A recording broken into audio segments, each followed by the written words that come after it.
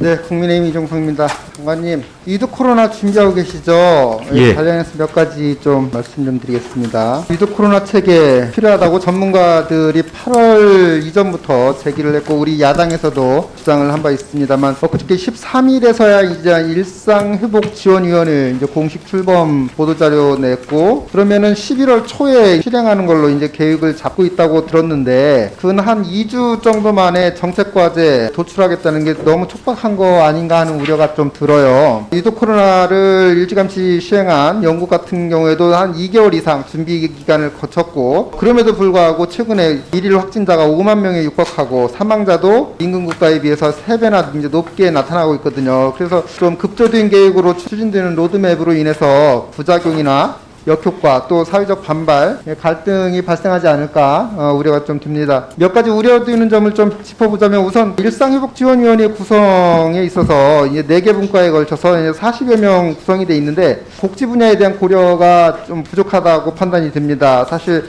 코로나19로 인해서 가장 고통받았던 분야 중 하나가 이제 복지 분야거든요. 잘 아시겠지만 사회복지 시설을 어떻게 운영할 건가, 그리고 복지 서비스를 포스트 코로나 상황에서 어떻게 전달할 것인가, 또 돌봄 서비스, 이렇게 검토돼야 될 사안들이 많은데도 불구하고 위원회에 전문가를 찾아볼 수가 없다라는 평가가 있고요. 그다음에 장관이 요즘에 이제 얀센 백신 접종자들 사이에서 이제 우려와 불만이 고조되고 있는 거 알고 계시죠? 아마 질병청에서 이제 후속 조치 검토하고 있다라고는 하고 있는데, 아시다시피 이제 얀센 백신이 항체 형성이 2개월 후에 3%로 떨어진다라는 이제 미국 연구 결과가 있고, 우리나라 얀센 접종자들이 147만 명이 접종한 지 4개월이 이제 지나가고 있는 상태에서 과연 이 얀센 접종자들이 항체 면역력을 보유하고 있는가, 앞으로 백신 패스가 도입이 됐을 경우에 그 대상이 될 수 있을 것인가에 대해서 의문점을 많이 갖고 있어요. 그래서 부스터샷이라든가 후속 조치가 검토돼야 될 필요가 있는데, 조금 이 부분에 대해서 좀 말씀 좀 해주시고요. 국내에서도 얀센 접종자에 대한 돌파 감염이 타 백신에 비해서 최소 3배에서 44배까지 높다라는 연구 발표도 있어요. 얀센 백신 들여온 경우에 대해서는 잘 아실 겁니다. 이제 당시 대통령이 미국 방문 시에 깜짝 선물처럼 얻어온 100만 명 정도 분이 정부가 홍보를 대대적으로 했던 거에 비해서 지금 현재 상황에서 그 후속 조치에 대해서는 좀 미진하다는 판단이고요. 그 다음으로는 의료체계 문제입니다. 장관님, 일일 확진자 1만 명까지 대응할 수 있는 의료체계 구축하겠다고 했는데, 이게 가능할까요? 그래서 위드 코로나 시행으로 인해서 어느 정도 이제 확진자 증가는 예상이 당연히 해야 되고, 대응체제도 마련이 돼야 되는데, 지금 병상 확보와 함께 이를 운영할 인력 충원이 필수적인데, 지금 현재 의료 인력 어디에 얼마나 부족한지 제대로 파악하고 있는지 좀 궁금합니다. 그래서 지난 2년 동안 인력 충원에 대한 근본적인 문제 해결 없이 주먹구구식으로 병상을 확대한 결과 현장 의료 인력들이 번아웃 상태에 빠져 있다는 지적입니다. 이 부분에 대해서도 검토를 해주시고요. 그래서 이제 정말 일일 확진자 규모별로 대응 시나리오를 좀 만들어서 병상과 의료 인력 수급 방안을 세워야 될 것으로 보여지고요.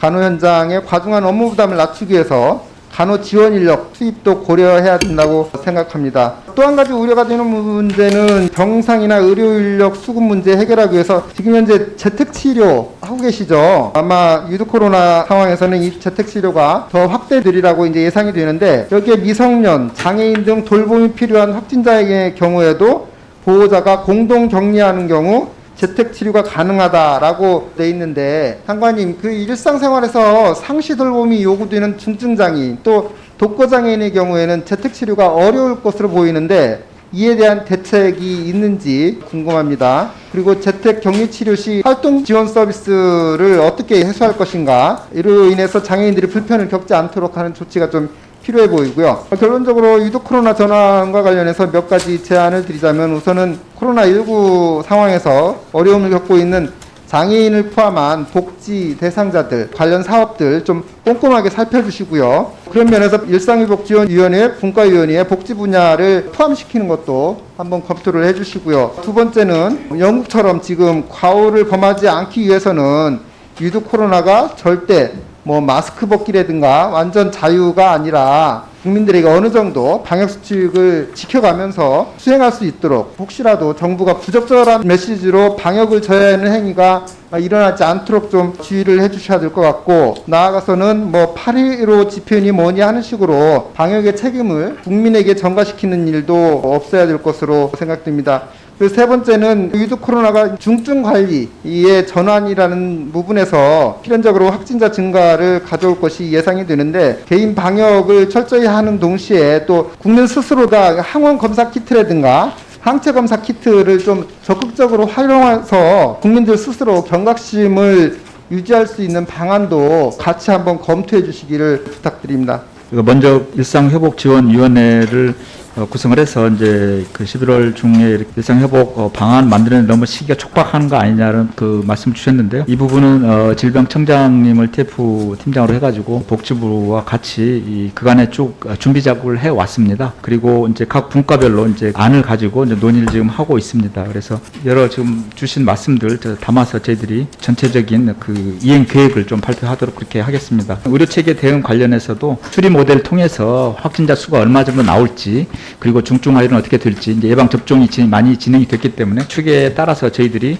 병상이라든지 인력이라든지 이런 것을 저희들이 충분히 확보할 수 있도록 이렇게 해 나가도록 하겠습니다. 의료 체계 대응이 아까 말씀하신 대로 병상, 의료 인력, 간호 인력 굉장히 중요한 요소들이기 때문에 그 부분에서 저희들이 차질이 없도록 이렇게 해 나가도록 하겠습니다. 특히 상시 돌봄이 필요한 장애인이라든지 이 활동이 그 불편하신 어르신이라든지 이런 부분에 대한 재택 치료에 특히 저희들 유념을 두고 재택 치료 방안이 지역 내에서 병원과 그리고 이 돌봄 그 인력과 같이 좀 할 수 있도록 꼼꼼하게 의원님 말씀 주신 대로 해 나가도록 하겠습니다. 그리고 이 마스크 벗기가 섣부르게 안 나타날 수 있도록 국민들께서도 확실하게 이게 방역수칙을 지키지 않았을 때는 크게 문제가 더 될 수 있다는 것들을 국민들께 충분히 알리고 이렇게 해 나가도록 하겠습니다. 앞으로 전문가 토론하고 대국민 공청회도 하겠습니다. 그리고 취약계층에 대해서 일상회복 지원 방안도 같이 사회문화 분과에서 논의를 이렇게 하도록 해 나가겠습니다.